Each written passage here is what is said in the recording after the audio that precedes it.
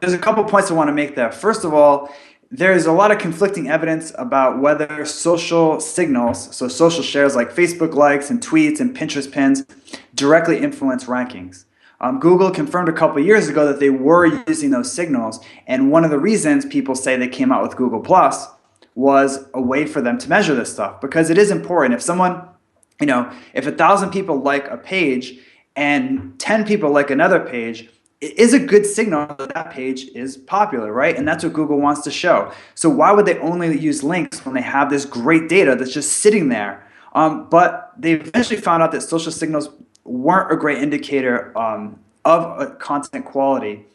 And a few reasons for this. One is that not all content gets social shares. I mean, say you have something that treats hemorrhoids.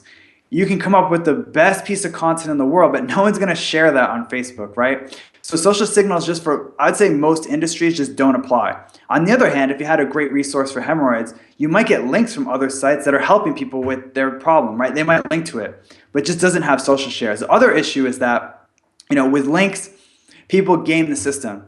So as soon as people realized that Google used links mainly to rank sites, they started creating fake links. They would buy links. It still happens all the time.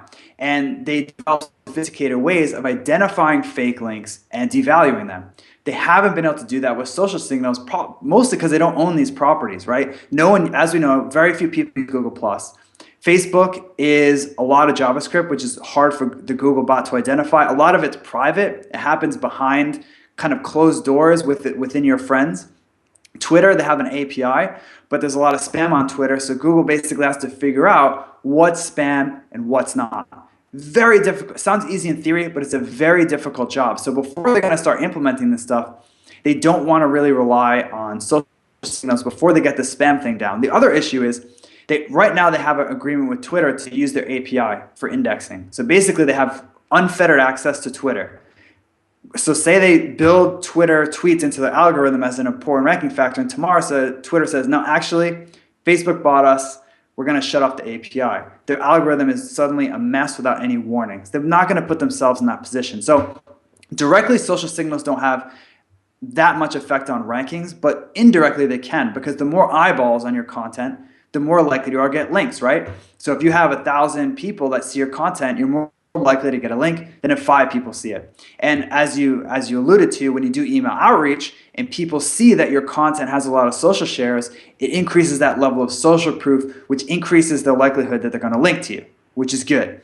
But to answer the core of your question, which is whether you should build up your social media following or do outreach, it's not even close. You definitely want to promote your content with outreach, because you don't need to be on Twitter for people to share your stuff on Twitter. Right? You can have a Twitter account and your article could go viral. Your actual tweet has very little to do with it, and the same story on Facebook or whatever. So I'd recommend, if you're serious about content promotion, focus on building your email list and using email outreach to promote your content, and the social world will take care of itself. You don't need to be there for Twitter to blow up with your content, right? It helps, I guess, but for the most part, you don't need to be on those platforms. So I wouldn't recommend spending a ton of time there if you want to promote your content. I'd spend it in the trenches, emailing people about it.